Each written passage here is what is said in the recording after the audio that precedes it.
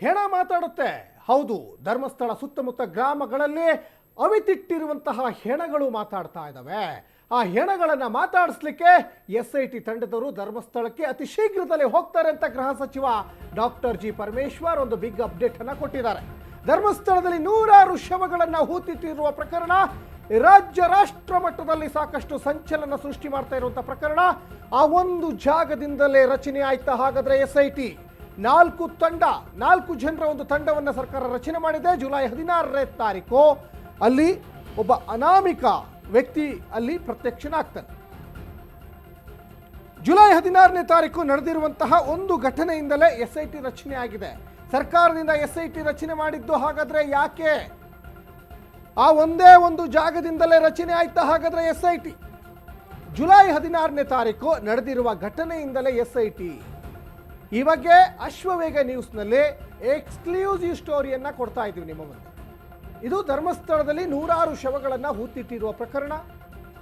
ಒಂದು ಕಡೆ ಸರ್ಕಾರ SIT ಅವಶ್ಯಕತೆ ಇಲ್ಲ ಅಂತ ಶುರುವಿನಲ್ಲಿ ಹೇಳಿದ್ರು ಕೂಡ ಆಮೇಲೆ SIT ರಚನೆ ಮಾಡ್ತು. ಪ್ರಣವ್ ಮೊಹಂತಿ ನೇತೃತ್ವದಲ್ಲಿ ತನಿಖೆ ನಡೆಯುತ್ತೆ. ಪ್ರಣವ್ ಮೊಹಂತಿ ಸೇರಿದಂತೆ ಒಟ್ಟು SIT ತಂಡದಲ್ಲಿ 4 ಜನ ಇದ್ದಾರೆ. ಅದರಲ್ಲಿ ಅನುಚೇತ್ ಮತ್ತು ಸೌಮ್ಯಲತಾ ಹಿಂದೇಟನ್ನು ಹಾಕ್ತಾ ಇದ್ದಾರೆ. ನಾವು ಈ ತನಿಖೆಯಲ್ಲಿ ಭಾಗವಹಿಸಲ್ಲ ಅನ್ನುವಂತಹ ಮಾತುಗಳು ಕೇಳಿ ಬರ್ತಾ ಇದ್ವು. ಆದರೆ ಈಗ ಗೃಹ ಸಚಿವರೇ ಕ್ಲಿಯರ್ ಮಾಡಿದ್ದಾರೆ, ಯಾರು ಹಿಂದೇಟು ಹಾಕ್ತಾ ಇಲ್ಲ. ಪ್ರಣವ್ ಮೊಹಂತಿನೂ ಇರ್ತಾರೆ, ಅನುಚೇತು ಇರ್ತಾರೆ, ಸೌಮ್ಯಲತಾ ಇರ್ತಾರೆ, ಒಟ್ಟು 4 ಜನ ಎಲ್ಲರೂ ಇರ್ತಾರೆ. ಈಗ ತನಿಖೆಯನ್ನು ಶುರು ಮಾಡಬೇಕು. ಧರ್ಮಸ್ಥಳಕ್ಕೆ ಎಂಟ್ರಿ ಕೊಡಬೇಕು. ಧರ್ಮಸ್ಥಳ ಆ ಸುತ್ತಮುತ್ತ ಇರುವಂತಹ ಕಾಡಿನ ಪ್ರದೇಶದಲ್ಲಿ ಹೆಣಗಳನ್ನು ಹುಡುಕಬೇಕು, ಹೆಣಗಳನ್ನು ಮಾತಾಡಿಸಬೇಕು. ಜೊತೆಗೆ FSL ತಂಡದವರು ಕೂಡ ಜೊತೆಯಲ್ಲಿ ಇರಬೇಕಾದಂತಹ ಅನಿವಾರ್ಯತೆ ಎದುರಾಗ್ತಾ ಇದೆ. ಯಾಕಂದರೆ ಈಗ ಸಾಕಷ್ಟು ಜನ ಈಗ ಆಗ್ರಹಿಸ್ತಾ ಇದ್ರು, ಇದನ್ನು ಒಂದು ಒಳ್ಳೆ ರೀತಿಯಲ್ಲಿ ತನಿಖೆ ಆಗಬೇಕು. ಜೊತೆಗೆ ವಕೀಲರ ಸಂಘದವರು ಮತ್ತು ಸುಪ್ರೀಂ ಕೋರ್ಟ್ನ ನಿವೃತ್ತ ನ್ಯಾಯಾಧೀಶರು ಪ್ರಣವ್ ಮೊಹಂತಿಯವರ ನೇತೃತ್ವದಲ್ಲೇ ಆಗಬೇಕು ಅಂತ ಹೇಳ್ತಾ ಇದ್ರು. ಜುಲೈ 16ನೇ ತಾರೀಕು ನೇತ್ರಾವತಿ ನದಿ ಬಳಿ ಅಪರಿಚಿತ ವ್ಯಕ್ತಿ ಒಬ್ಬರು ಪ್ರತ್ಯಕ್ಷ ಆಗ್ತಾರೆ. ಬಿಳಿ ಬಣ್ಣದ ಕ್ರೇಟಾ ಕಾರ್ನಲ್ಲಿ ಬರ್ತಾರೆ. ಅಪರಿಚಿತ ಒಂದು ಪ್ರತ್ಯಕ್ಷದ ವಿಡಿಯೋ ಜಾಲತಾಣದಲ್ಲಿ ಸಾಕಷ್ಟು ವೈರಲ್ ಆಗ್ತಾ ಇದೆ. ಸ್ಥಳ ಮಹಜರ್ಗಾಗಿ ಆತ ಬಂದಿರೋದಾಗಿ ಭಾರೀ ವೈರಲ್ ಆಗ್ತಾ ಇದೆ. ಅನಾಮಿಕ ಬಂದರೂ ಕೂಡ ಪೊಲೀಸ್ನವರು ಬರ್ತಾ ಇಲ್ಲ ಅನ್ನುವಂಥ ಆಕ್ರೋಶ ವ್ಯಕ್ತವಾಯಿತು. ನೇತ್ರಾವತಿ ನದಿಯ ಸೇತುವೆ ಬಳಿ ಅನಾಮಿಕ ವ್ಯಕ್ತಿ ಪ್ರತ್ಯಕ್ಷ. ಜುಲೈ 16ನೇ ತಾರೀಕು, ಇದೇ ತಿಂಗಳು 16ನೇ ತಾರೀಕು ಒಬ್ಬರು ವ್ಯಕ್ತಿ ಬರ್ತಾರೆ. ಬಿಳಿ ಬಣ್ಣದ ಕ್ರೇಟಾ ಕಾರ್ನಲ್ಲಿ ಅನಾಮಿಕ ವ್ಯಕ್ತಿ ಪ್ರತ್ಯಕ್ಷ. ಅಪರಿಚಿತ ಪ್ರತ್ಯಕ್ಷದ ವಿಡಿಯೋ ಜಾಲತಾಣದಲ್ಲಿ ವೈರಲ್ ಆಗ್ತಾ ಇದೆ. ಸ್ಥಳ ಮಹಜರ್ಗಾಗಿ ಆತ ಬಂದಿರೋದಾಗಿ ಈಗ ಭಾರೀ ವೈರಲ್ ಆಗ್ತಾ ಇದೆ. ಒಂದು ಕಡೆ ಈಗ ಸಾಕ್ಷಿ ಹೇಳಿದವನು ಇದೇ ಧರ್ಮಸ್ಥಳದಲ್ಲಿ ಸ್ವಚ್ಛತಾ ಕಾರ್ಯದಲ್ಲಿ ತೊಡಗಿಸ್ಕೊಂಡವನು, ಅನೇಕ ವರ್ಷ ಧರ್ಮಸ್ಥಳದಲ್ಲಿ ಕೆಲಸ ಮಾಡಿದವನು. ಈಗ ಅವನಿಗೆ ಜೀವ ಭಯ ಇತ್ತು. ಅನೇಕ ಶವಗಳನ್ನು ನಾನು ಹೂತಾಕಿದ್ದೀನಿ, ನೂರಾರು ಶವಗಳನ್ನು ಹೂತಾಕಿದ್ದೀನಿ. ನನಗೆ ಯಾರೋ ಆರ್ಡ್ರ್ ಮಾಡ್ತಾರೆ, ಅವರ ಕಟ್ಟಾಜ್ಞೆಯನ್ನು ನಾನು ಚಾಚೂ ತಪ್ಪದೆ ಪಾಲಿಸಿದ್ದೆ. ಈಗ ನಾನು ಅಲ್ಲಿಲ್ಲ, ಈಗ ಬೇರೆ ಕಡೆ ಇದ್ದೀನಿ. ನನಗೆ ಪಾಪ ಪ್ರಜ್ಞೆ ಕಾಡ್ತಾ ಇತ್ತು.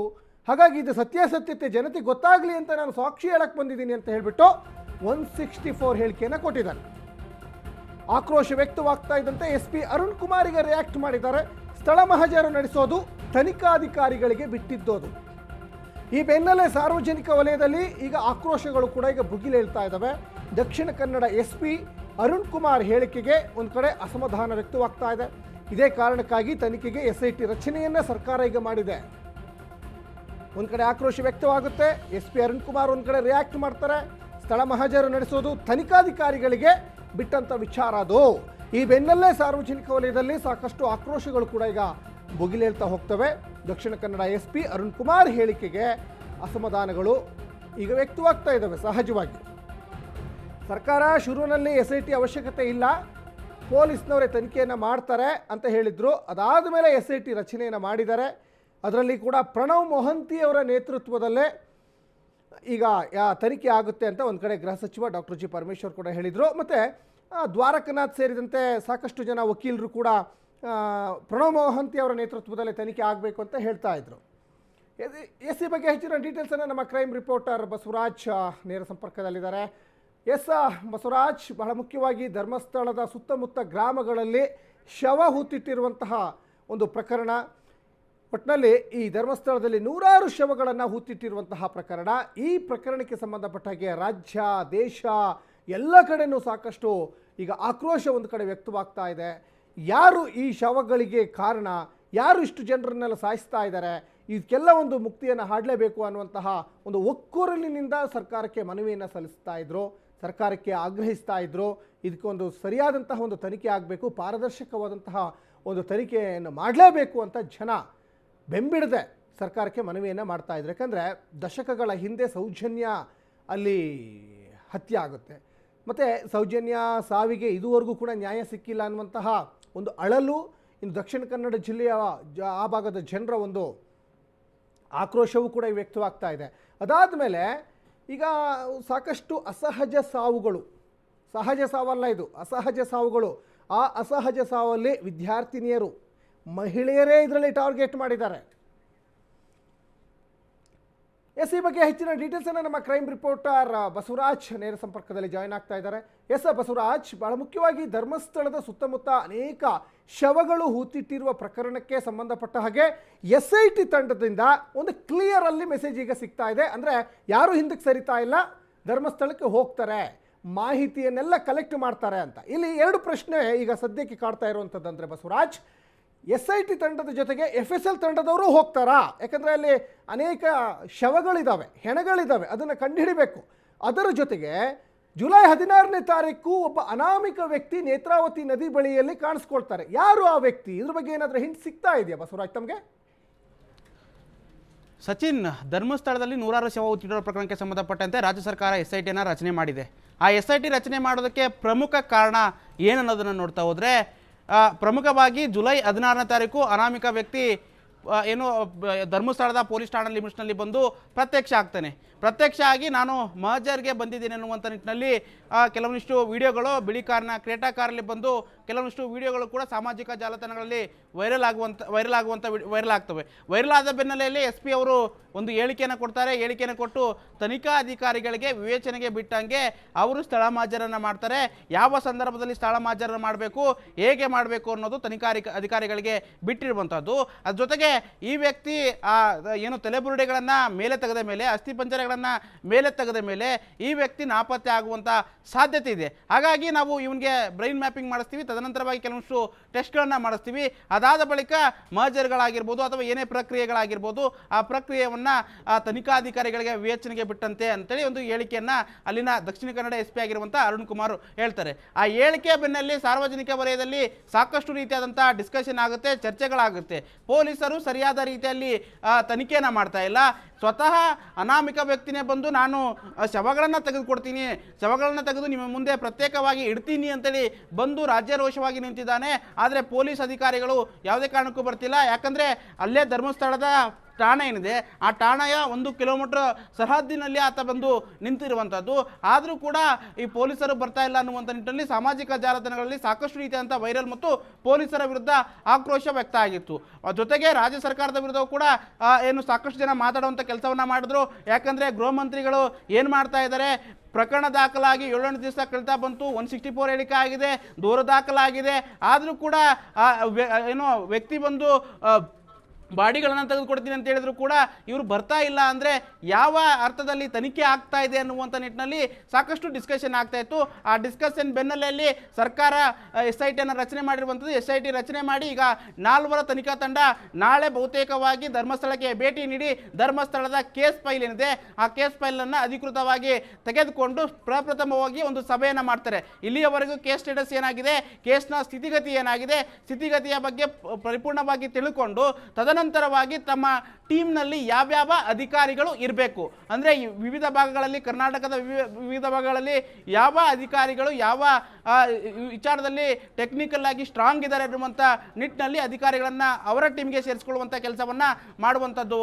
ಸಚಿನ್, ಬಸವರಾಜ್, ಇಲ್ಲಿ ಬಹಳ ಮುಖ್ಯವಾಗಿ ಈಗ ಅವರು ಹೂತಿಟ್ಟಿರುವ ಶವಗಳ ಪರಿಶೀಲನೆಯನ್ನು ಮಾಡಲಿಕ್ಕೆ SIT ತಂಡದವರು ಧರ್ಮಸ್ಥಳಕ್ಕೆ ಭೇಟಿಯನ್ನು ಕೊಡ್ತಾ ಇದ್ದಾರೆ. ಧರ್ಮಸ್ಥಳದ ಸುತ್ತಮುತ್ತ ಗ್ರಾಮಗಳಲ್ಲಿ ಪರಿಶೀಲನೆಯನ್ನು ಮಾಡ್ತಾರೆ. ಇಲ್ಲಿ ಹೂತಿಟ್ಟಿರುವ ಹೆಣಗಳನ್ನು ಪರಿಶೀಲನೆ ಮಾಡಲಿಕ್ಕೆ ಸಹಜವಾಗಿ FSL ತಂಡದವರು ಕೂಡ ಬೇಕಾಗುತ್ತೆ. FSL ತಂಡದವರ ಜೊತೆನೇ SIT ಹೋಗ್ತಾರೆ ಹೇಗೆ ಅಂತ?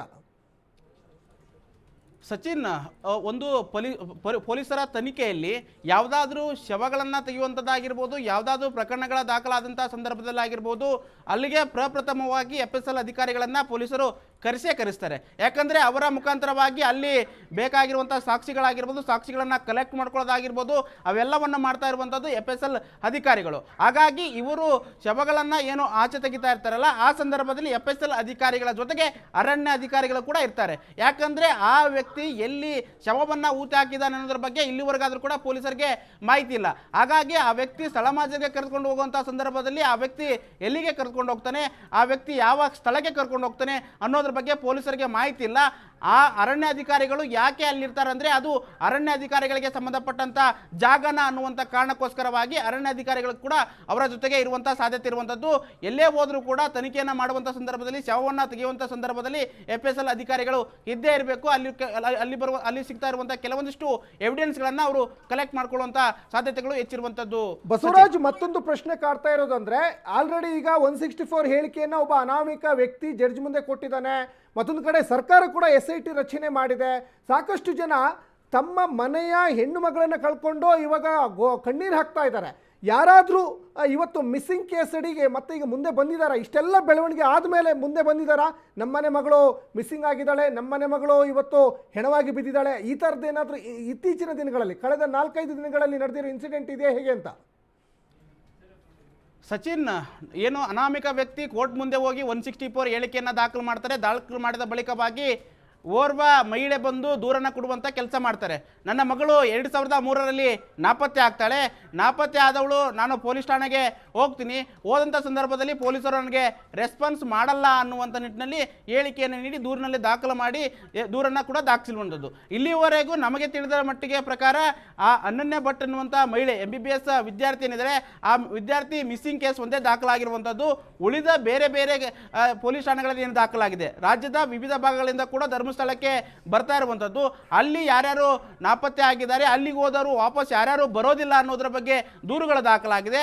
ಆ ದೂರುಗಳನ್ನು ಕೂಡ ಪೊಲೀಸರು ಕ್ರಾಸ್ ಚೆಕ್ ಮಾಡುವಂಥ ಕೆಲಸವನ್ನು ಕೂಡ ಮಾಡ್ತಾರೆ.